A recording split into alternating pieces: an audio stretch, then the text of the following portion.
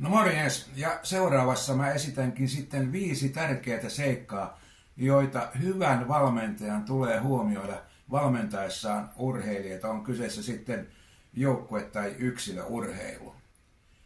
Ensimmäinen seikka on yksilöllisyys, eli jokainen urheilija on ainutlaatuinen ja valmentajan tulee huomioida niin urheilijan fyysiset kuin psyykkiset ja toisaalta urheilijan taitotaso myöskin.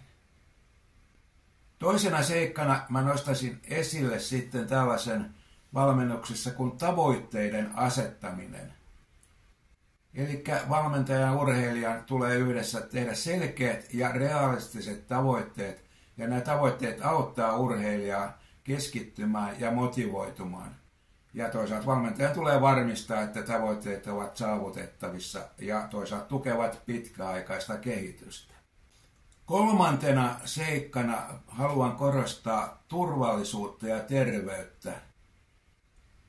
Urheilussa on aina loukkaantumisen vaara, mutta näiden ennaltaehkäisy ja urheilijan hyvinvoinnin edistäminen on ensisijaisesti myöskin valmentajan tehtäviä. Ja valmentajan tulee huolehtia oikeista tekniikoista ja siitä, että urheilija palautuu riittävästi. Ja kaiken kaikkiaan urheilijan kokonaisvaltaisesta terveydestä. Myöskin yhtenä seikkana kannattaa huomioida tämmöinen kuin kommunikaatio ja motivaatio.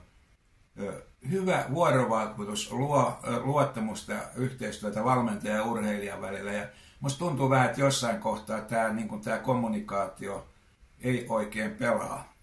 Eli kaiken kaikkiaan kannustava ja inspiroiva valmennus auttaa urheilijaa pysymään motivoituneena. Ja oikeastaan viimeisenä seikkana sitten voisin ottaa tämän jatkuvan oppimisen. Eli valmentajan tulee olla valmis päivittämään tietoja ja taitoa jatkuvasti. Mitä mieltä sä olet näistä ajatuksista valmentajan osalta? Pistä vaikka kommenttia tuohon noin, ja ensi kerralla sitten meillä on taas aivan toisenlaiset videot.